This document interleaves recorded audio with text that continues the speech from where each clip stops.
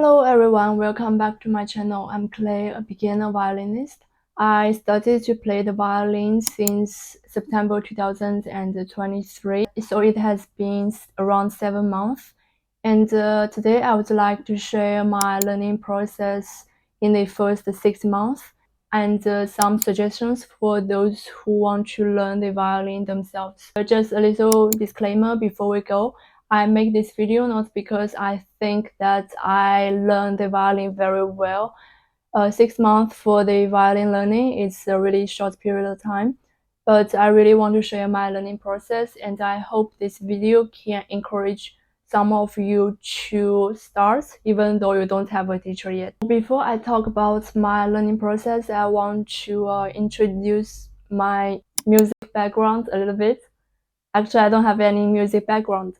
A violin is not really the first instrument for me. I learned a little bit piano when I was a teenager, and later on I tried to learn guitar twice, but it was not successful. For piano and guitar, it was a really short period of time. I didn't really keep it up. Apart from that, I don't really have any other music related knowledge. For those who already knew me, I learned the violin by watching YouTube videos. I don't have a private tutor. And why? Because I just don't have extra budget to pay for the tuition fees. I just finished my graduate program and I'm now looking for a full-time job. So basically, I'm financially vulnerable. Voila. And but I will find a teacher as long as I find a job. I divide my first 6 months into 4 stages. So stage 1 is day 1 to day 58. So during this period of time, I finished lesson 1 to lesson 10 in Alison's online courses. So from those courses, I learned some basics of the violin, including the parts of the violin and how to hold the violin, how to hold the bow correctly. Also, I practiced all the pieces in Alison's Songbook 1. There are 10 pieces. In Songbook 1, those pieces are really not difficult, but it was difficult for me. And in the first stage, I think one important thing for me is about bow holding. If you have watched my progress video about for 6 months, you may notice that for the first 2 months, my bow hold is basically like this. My pinky is very straight at the end of the bow, but it's of course not correct, and I knew it. I knew that it was not correct, but I was just couldn't correct it. And I finally figured out how to bend my pinky and bend my thumb correctly by watching Canadian violin's video, and I also put the link in the description box. So the second stage is from day 59 to day 82. And during this period of time, I finished lesson 11 to lesson 20. And I started to practice pieces in Songbook 2, also by Alison. And so from lesson 11 to lesson 20, there are scales, arpeggios, and also chromatic scales. In this stage, I also learned about the slurring. Yeah, and after all those theories, I just started to practice the pieces in Songbook 2. And also in this stage, I discovered another video about how to practice scales. Well, from Alison's course, I know that what is, for example, G major, C major, A major scales.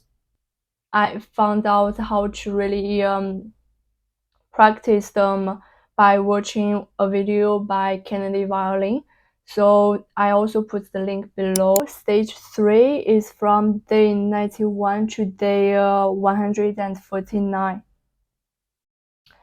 So in this period of time, I was just practicing the pieces in Songbook 2, and my daily practice session consisted of scales and pieces.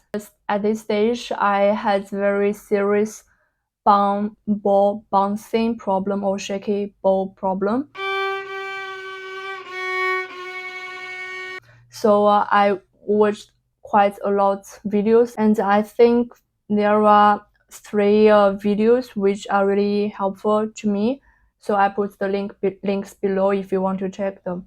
Stage 4 is actually before the end of stage 3.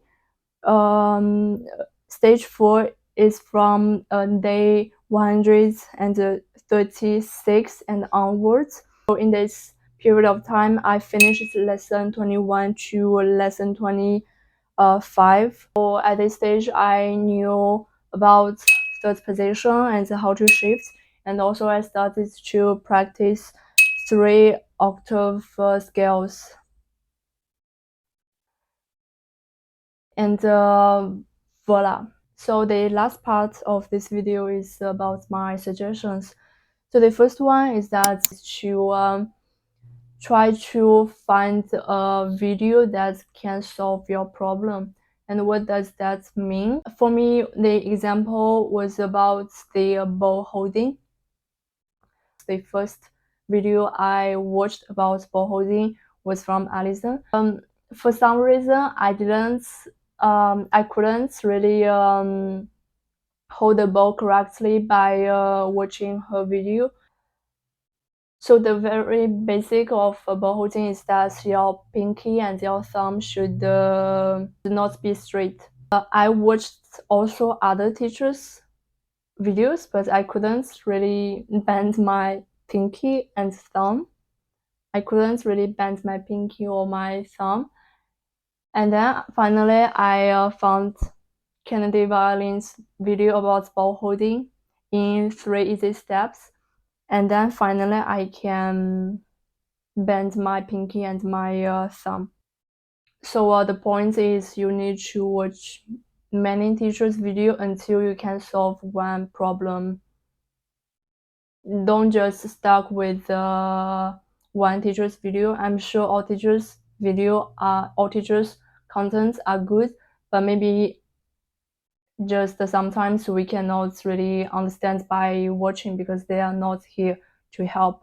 They are not with us. So, and the second suggestion is that you need to record yourself and then listen to the recording or watch the recording.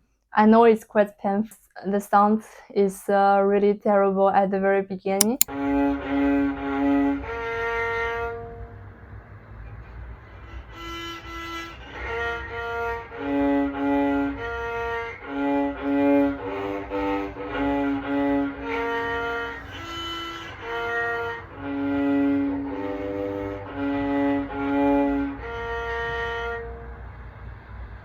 But you have to record yourself and